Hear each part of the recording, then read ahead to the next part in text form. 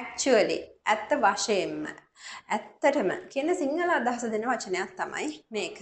This word fixes mistakes instantly. මේ වචනයෙන් අපිට conversation එක හරි speech එක හරි වෙන mistakes වැරදි ඒ මොහොතේම ෂණිකව හරි ගස්සන්න පුළුවන්.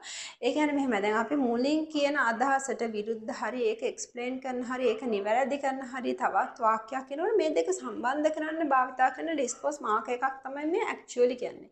ඒ අපේ speech එකේ නැත්තම් conversation එකේ flow එක ලස්සනට තියාගන්න පාවිච්චි කරන වචනයක්. I thought her birthday was today. Actually it's tomorrow. මම හිතුවා ඇගේ උපන්දිනය අද කියලා. ඇත්තට මේක හෙට. I'm not really a coffee person. Actually I've never even tried. මම coffee වලට කැමති පුද්ගලයෙක් නෙමෙයි.